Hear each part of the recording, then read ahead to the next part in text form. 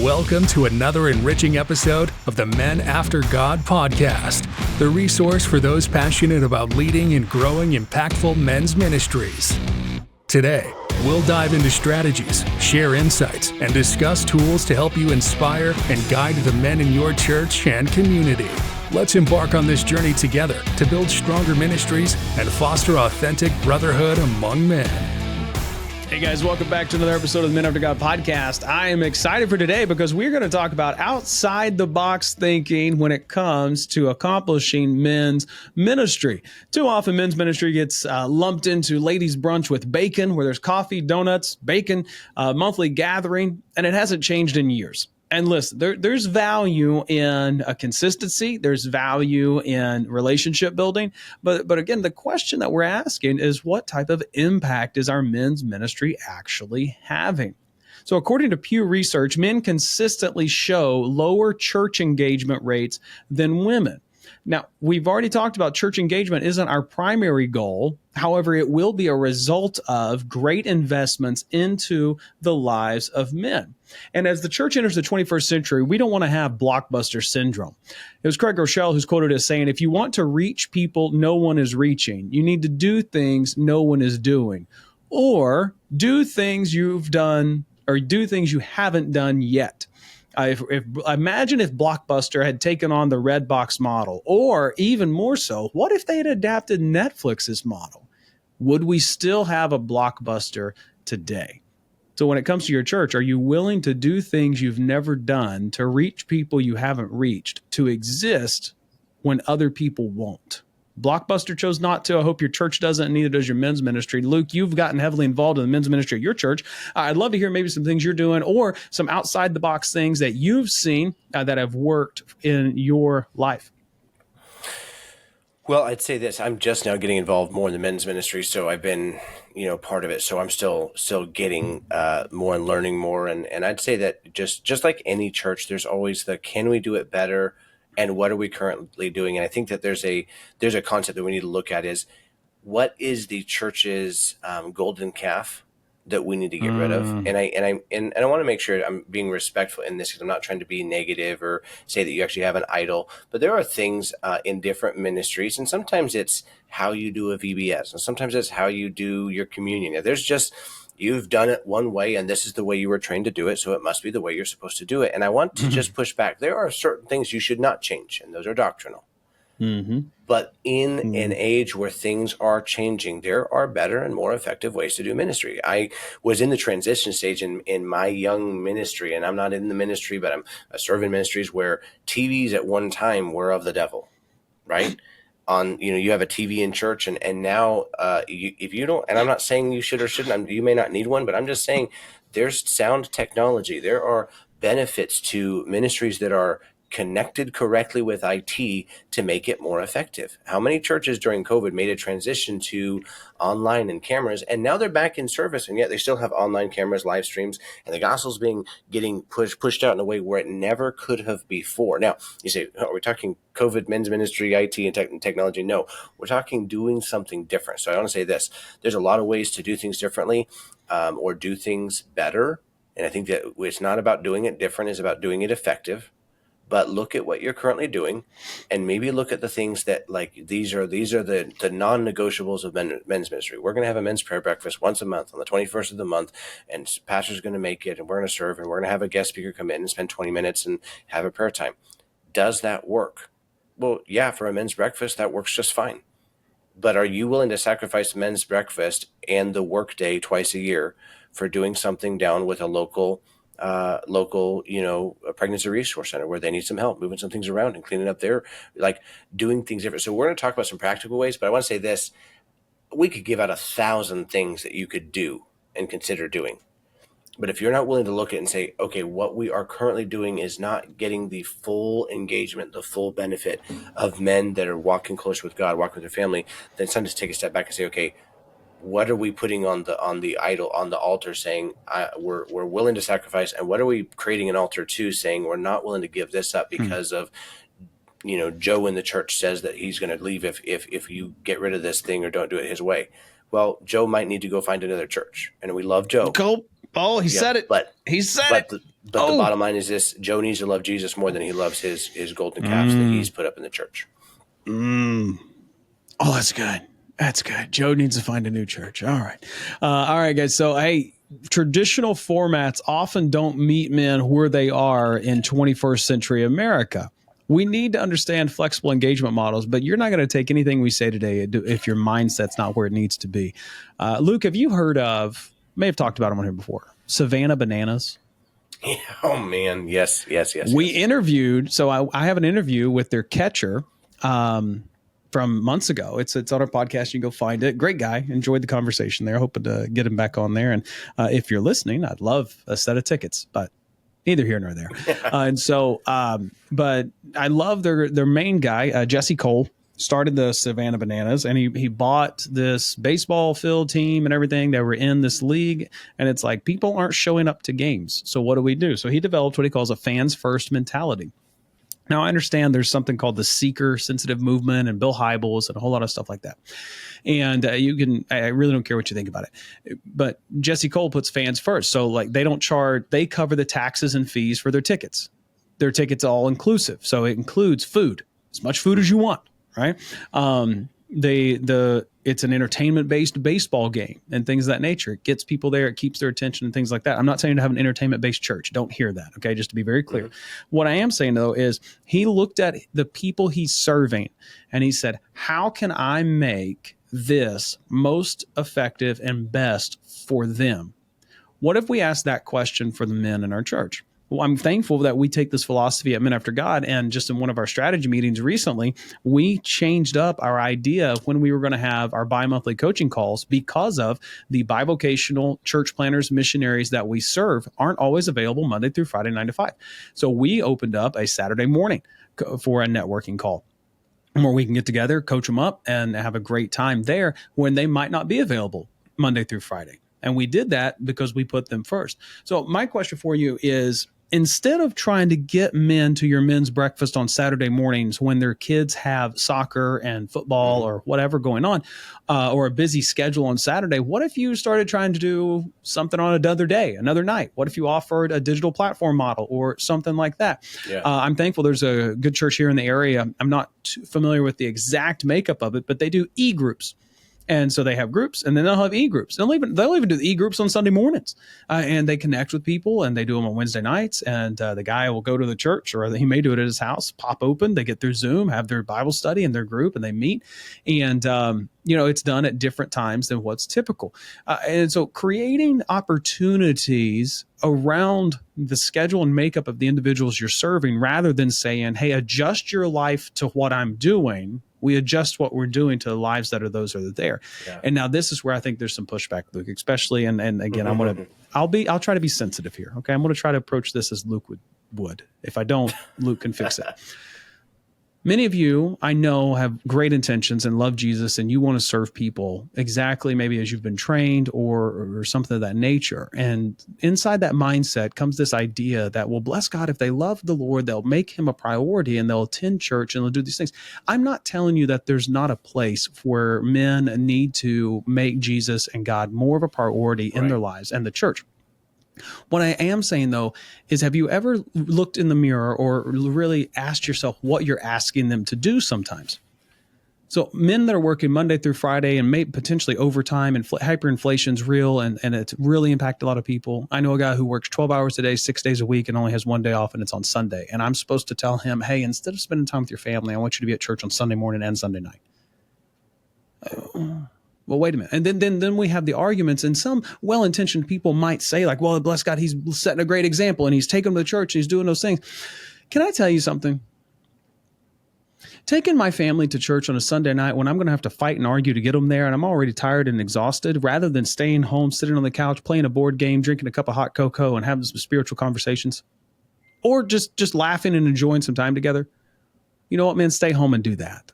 What if we changed our approach and our mindset there? Okay, right. Luke, did I approach that well? Did I do well and not insulting or being too direct. Toes. I want to talk through this a little bit, because I think that we've got so many different ministries that are listening. So you've got those that you are a Sunday morning, very dedicated 2-service, 3-service church, and the reason you've gone to 2 services or 3 services is to make sure that everybody's getting church on Sunday morning, and you're reaching, and you're an outreach ministry, and you're done with your Sunday night service, and that might be your small groups and stuff. There's so many ways to do it. And what Dustin is not saying is that your way is wrong or your way is right. He's saying that the needs of us as leaders, right? So not needs of us as leaders, but as we're looking at our men, and I'm not trying to make it easy to not come to church or not serve Jesus. What I'm trying to do is make it easy to serve our families and to love our families and to make families first again. And when you make a statement like this, I want to make sure it's real clear. Sometimes we don't say things out loud, but what we expect makes a statement. If I expect my men to show up 3 to thrive, and they're not able to lead their families, and there's a limitation where they are taking away from the priority of their family to serve the needs of the church, I have now made a statement that is not of God. Now you say, man, this is what are you guys are going, wait, what's going on? Make sure it's real clear. I say a statement at work all the time, family first, always. So if someone comes with an issue and they're like, man, I have to go because, no, man, family first, always. It's my policy, it's your policy. Like, we are here, we work to live, not live to work. Like, hey, there's now you would think it ungodly for me to say, hey, by the way, you have to work 6 days a week, and and I expect you to take away time from your family to come to work meetings because whatever, right? If I say, hey, you're gonna have Zoom meetings during your family time, that would be something to be like, man, that's out of balance. But sometimes that's exactly what we do as ministry leaders. Now, we're not saying change things. I'm saying be mindful. Be mindful that you might encourage someone to say, hey, we've got this going on this weekend. I know you're working a bunch. Please, I'm going to be announcing it, pushing it, but please, we know you need to spend time with your family. Please don't feel the need to be a part of this men's thing or this service activity or the work day. Take care of your family, right? The concept of moving from a Saturday morning, which is really, I would discourage Saturday morning events. I just would, because that is your family's time. Now, work schedules, things change for everybody, all that stuff. Our church does not have a Saturday event thing. We have Saturday opportunities to minister and family things, all sorts of stuff. But we have our men's Bible study on Monday evening at the same time as we have our women's Bible study on a Monday evening, in which we provide childcare that is very focused on the child, right? Excuse me. And I want to make sure it's real clear. There's no right or wrong way. We're not saying what's right, what's wrong. We're saying, hey, look at what the needs of the family is and the family structure. And I'm not saying we need to cater. That's not the voice here. But look at, hey, what works best in today's day and age, today's culture. We have technology. We have different resources. We have better ways to communicate. We're not just living out of the church bulletin nowadays. We literally can produce stuff and get it online in about 3 seconds on a phone. And if that's not you, then get somebody who can, because there's people who do this for you. So a lot there. Appreciate the insight. But the concept is looking at things. Hey, how do I get people to where I can serve them and allow them to lead and serve where they're supposed to lead and serve, which is family first, after God, but before church. And this is the heart behind, even what I said, and Luke just phrases it so well.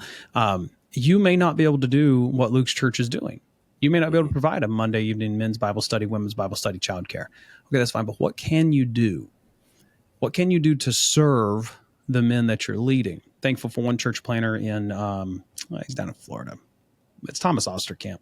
He does a Monday, I think maybe once a month, once every 2 weeks, Monday night deal at his house. He invites men over and they have a leadership night.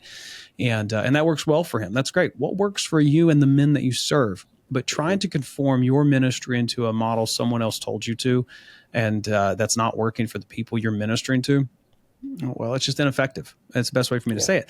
And so what are some other ways that we can get outside the box? Well, I loved a conversation I was having with a coaching call with a guy just a couple of weeks ago. And we were talking about, a youth group was actually what we were talking about. And he was saying how he wanted to engage them more and wanted them there. And I said, well, have you ever thought about providing some like practical type stuff, seminars or serving opportunities and things of that nature. So for guys, instead of just saying, hey, men's Bible study, because as much as I wish that invigorated men to be like, oh yes, I can't wait, men's Bible study. I've been so looking forward to this. What if you had something on, hey guys, here's how to leave a financial legacy for your family. Hey, how middle income America can follow Jesus with their finances, right? Something of that nature. Or, hey, we've got a marriage seminar going on with, this guest speaker or this topic, and we're approaching this. Or, hey guys, we want to talk about growing as a father, and put it on something like that at a time that's convenient and engage and bring them into it. But reach them with practical type things, or offering father-son service projects, not just around the church, maybe around the community, opportunities to share their faith and really getting them in there. Because when we do this, we're investing into men, into the lives of their wives, into the lives of their children, and we're doing it in a way that's easily received. I've said it on here before, the phrase, you have to love people before you lead people. And then truthfully, whether we like it or not, you have to give people what they want in order to earn the right to show them what they need. We all know what men need: Jesus. They need Jesus. They need to obey the Holy Spirit. They need to spend time in His Word. They need to grow in their relationship with Him. But sometimes we're going to have to meet them where they are. And I wish I could tell you that every man who's trusted Christ as his Savior's greatest concern when he wakes up in the morning is, how is my relationship with Jesus going to be today? But let's not fool ourselves. Most of them are waking up and asking themselves this question: how am I going to get through today? How am I going to take care of my bills? How am I going to ensure a legacy for my family? Maybe they're business owners and entrepreneurs, and they've got the struggles that they're facing there. Most type A, ambitious, driven men have to be purposeful in setting aside the concerns and worries of the world and say, I need to put time on Jesus. What if you help them with the concerns and worries of the world by showing them how a relationship with Jesus engages and helps get them through those different types of things? Right. So being practical in your way of doing that. And then, Luke, this is your favorite topic, leadership. Because when we're doing this, we're going to be developing them to lead in their homes, but it's also a leadership pipeline and building accountability for them to do these things. And so as we talk about iron sharpens iron often on this podcast, talk a minute about creating the leadership pipeline and what it looks like to identify the man that could be the next person who's either leading a men's ministry or the good example in your men's ministry to point others to. Yeah, I am not a pastor, so what I'm going to say is my very personal opinion of what I've seen, what I've seen modeled by pastors, and what I believe works. So take it for what it's worth. I've watched pastors, and I've been a part of ministries where we're looking like we could just use another man to walk through the door who loved Jesus, knew how to tithe, knew kind of just, we didn't have to get him to the place of service. He was able, capable, willing to teach all that stuff. And sometimes you're going to have people walk in the door that literally are able to be that. And it could be for a season. It could be that they're your next person. They're your next, I mean, we're looking for a next deacon or elder kind of a deal. And I think that's great. You should always be looking for those people to come through the door, and hopefully they're the right person and not just someone who just caused discord at the last church and now they're coming to cause a mess at yours, right? But I will say this: some of the most effective pastors, and we could name a lot. I'm not going to, but I'm gonna talk about my pastor, Pastor Robbie Green at Levon Drive Baptist Church here in Garland, Texas. And man, he loves children. He was a children's pastor for 17 years, and then he's been the senior pastor for 10 years here at Levon, and done God's doing some incredible things at our church. But he rarely is looking for. He spends time with his leadership team. He mentors them, but he is looking at, and even our Bible study is a leadership Bible study in which he did a Bible study on leadership and stuff to get all the men in the church on the same page of this is what leadership is, this is what it looks like, here's how you do it, here's how you model it, right? But his goal was not to get a bunch of leaders. His goal was to get a bunch of people who want to grow, that are laymen in the church. He's not developing deacons or pastors. He's developing husbands and young adults, and he's trying to mentor them at a layman level, like, hey, I love you. I'm here for you. What do you need? And it's all about them as he's pouring into these individuals. And by pouring into these individuals, what happens when you pour into someone is some leave. It's like sowing seeds. Some leave, some die, some go, some burn you, right? But some stay, and some serve, and some grow, and some get married, or some start showing up more, and then they start giving more. And all he's doing is he's never telling them to give. He's just preaching the Bible. He's never telling them to lead or to serve. He's just preaching the Bible and loving on them. And the reciprocation factor is eventually they grow. And as a growing Christians want to give, grow, serve, be engaged, be involved, pray for the pastor, support the pastor. They want to love on people just like they got loved on. So as we're doing this, you want to build your leadership pipeline. Leadership starts at relationship. And relationship is the foundation with trust. So trust and relationship, you start there, but it's not do you trust them, is do they trust you? Are you trustworthy? Are you praying for them? Are you following through? Because that's where you start the relationship that then builds into, wow, now we have a bond, now we have friendship, now we have trust, now we have leadership, now we have mentorship, now I have a leader, and now I have a pipeline because I've invested into people that they had potential, but they weren't there. Potential is just a word. But the opportunity for you as a leader to pull out that person and let them see, like, hey, I'm speaking to the person I know is within you, the leader within them.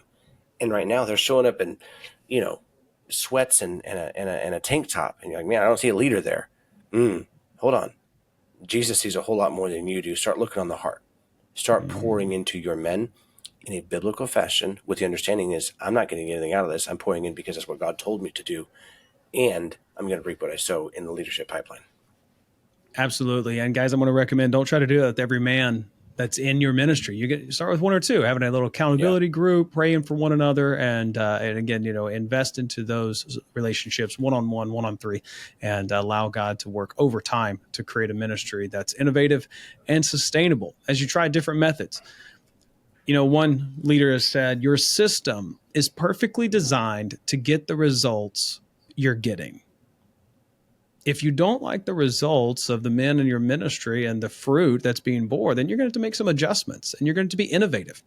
And this is where I love the Men After God Network, sharing ideas and different things in there. Connect with it over at facebook.com/group/Men After God, where we can connect with one another and share what's working in our ministry, what's not worked. Hey, I've tried that. This didn't work. Try this. Do it a different way. And we learn from everyone's failures and successes because men's discipleship is expansive. It can't be limited by our tradition. We have to obey the Holy Spirit. We have to seek God-given creativity and lean into the resources that you have: Scripture, community, technology, wise counsel.